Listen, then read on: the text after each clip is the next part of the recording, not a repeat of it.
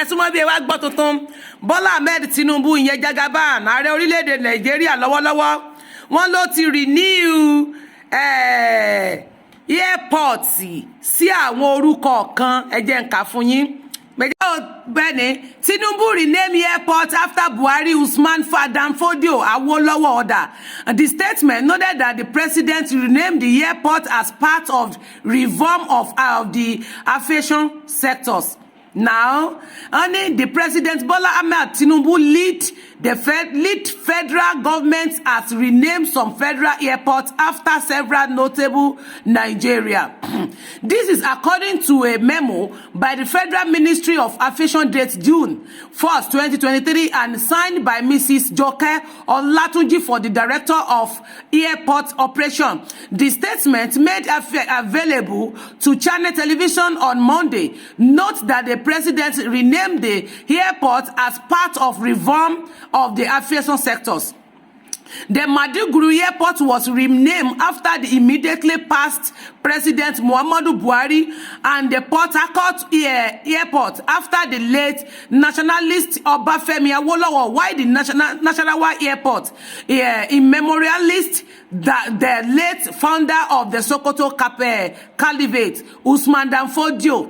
Now, also the Benin airport was renamed after the late Oba of Benin, Oba Akenzua, to Ebonyi Airport after the late Senate President Kuba Kokadibo, and the Ibadan Airport after the late Premier of the Old Western Region Ladoke Akintola.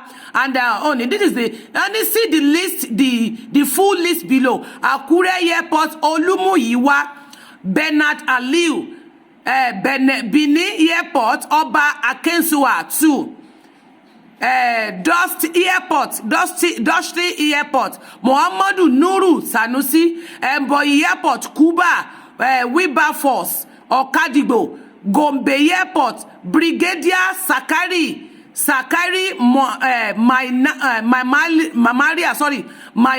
Larry, Ibadan Airport, Samuel Ladoke Akintola, Samuel Ladoke Akintola. And ibo ni mo dé ẹ má bínú torí Ọlọ́run èèyàn mi Akintola, okay. Ìlọrin Airport, General Tunde Ìdíàgbọn, Kaduna Airport, Hassan Usman Katsina, Maiduguri Airport, General Muhammadu Buhari, Makurdi Airport, Joseph Savwan Taka, Minna Airport, Malam Abubakar Umam, Nasarawa Airport, Sheikh Umar Danfodio, Osubi Airport, Afria Deacti S5, Emma Binu Ngogbebo, Port Harcourt Airport, Obafemi Jeremiah Awolowo. Kí ló dé? Báwo ni Obafemi Awolowo Jeremiah tún ṣe máa mú Port Harcourt ṣe bẹ́ẹ̀ kò ló yẹ kó jẹ́ Emma Binu. Anyway, Yola Airport, Lamido Aliyu Mustafa. This is the evidence. I will post it and I will show the evidence on it. I will post it behind. So after this is the list. This is the fan on the Federal Airports Authority Nigeria on the headquarter annex PMP 21607 Ikeja, Lagos. Telephone number wọn náà lẹ́ ń wò yìí. Ó dẹ̀ made in June 19, 2023. All HOD operation subject naming of the federal airports in favor of some prominent Nigeria. Only I am directly to refer to a memo with reference number wọn náà lẹ́ ń wò ìgbẹ́gbẹ́ngbẹ́ngbẹ́ngbẹ́n date June 1st, 2023 from the Federal Ministry of Aviation of naming of some of federal airports after notable Nigeria. Please kindly inform that the under list airports have been renamed by President as the part of reform of the aviation sector as zone. Náà lẹ́ ń wò yìí o. Akure Airport, Oreo, Benin Airport, Dusty Airport, Ebonyi, Gombe Airport, Ibadan Airport, Ìlọrin Airport, Kaduna, Maiduguri, Makurdi, Joseph Suwan Taka, Minna Airport, Nasarawa, Osubi Airport, Port Harcourt Airport, that is Obafemi Awolowo, and the Yola Airport. In the Obafemi Awolowo yìí ló wá fẹ́ sọ sí mi lẹ́nu ọjà bàbá Tinubu. Ààrẹ, báwo ni Port Harcourt, ìbílẹ̀ Yíbò ni Port Harcourt? Ṣẹlẹ̀ Yíbò tún jẹ́lẹ̀ Yorùbá ni. Ṣebílẹ̀ Yíbò ni, torí gbogbo àwọn tó wà ńbí, irú ti Ìlọrin, Àkúrẹ́ nísìn, ọmọ Yorùbá lẹ fi sí Olúmúyìwá Bernard.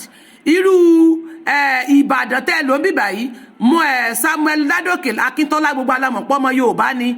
Ìlọrin Túndé Ìdí Àgbọn gbogbo alámọ̀ yẹn. So àwọn tó jẹ́ ti Yorùbá nù, èwo tó wà ní Port Harcourt sì wá jẹ́ títí Ọbáfẹ́mi Awólọ́wọ̀. Ṣé bí Èkó ó yé mi torí pé Jagaban fẹ́ make orúkọ, Jagaban fẹ́ forúkọ rẹ̀ ṣe Lagos lọ́dọ́gbọ́n yí àyẹ̀lẹ̀, kò sí problem tó bá fi sorúkọ ẹ̀ náà, kò sí tó fi ṣe ní ṣùgbọ́n ṣe dáadáa. Tó bá ṣe dáadáa là á forúkọ ẹ̀, tó bá ṣe dáadáa á padà yọ orúkọ nǹkó. But ebi Èkó yẹn yẹ kó jẹ́ Abíọ́lá Muritala Muhammed. Báwo ló ṣe máa jẹ́, ṣé a máa wá fi ti ilẹ̀ wa ṣe ti ilẹ̀ Haúsá ni? Ṣé Haúsá ló ní tèkó ni? Àbí o fẹ́ fi ìyẹn ṣe orúkọ ẹ̀? Ó yẹ ká change tèkó náà o. Irú Èkó yẹn ní sọ yẹ kó jẹ́ Abọ́fẹ́mi Awólọ́wọ̀ ni. Báwo lẹ ṣe gbé Abọ́fẹ́mi Awólọ́wọ̀ lọ sí Kaduna? Anyways, ẹ̀yin èèyàn mi wọ́n dẹ̀ ní please take note and reflect in your memo and letter. Ọlátúnjí Jọkẹ́ R. Mrs. for Director Airport Operation. Gbàm, èmi tiẹ̀ kọ́kọ́ láìkì ẹlẹ́. So ẹ̀yin èèyàn mi, èmi láìkì ẹ̀ bẹ́ẹ̀. Yorùbá Nation ẹ mọ́ náà mi o. Yorùbá Nation ó dà bẹ́ẹ̀, èmi láìkì ẹ̀. Torí èmi ò mọ bí gbogbo wa bá ń lọ sí ìlú òyìnbó, orúkọ ìlú wọn náà máa fi ṣe airport. Kì í ṣe one Nigeria, kì í ṣe one nation. Orílẹ̀-èdè oníkálukú south west, south east, south ni. North wà bẹ́ẹ̀. Báwo náà ṣe máa gbé Muritala Muhammed, ọmọ Fúlàní, ọmọ Haúsá, kó máa wá forúkọ rẹ̀ sí airport wa. Ti Ìbàdàn kan máa fi ṣe. Káwọn ọmọ ti Yíbò kó máa jẹ́ pé Fúlàní, Haúsá náà máa fi ṣe gbogbo airport. No. Kán lórúkọ ọmọ ìlú oníkálukú. Èmi láàgì kan tí Jagaban ṣe pẹ̀lú airport yẹn. Wọ́n mọ̀ páwa la ní airport wa. Lagos Airport.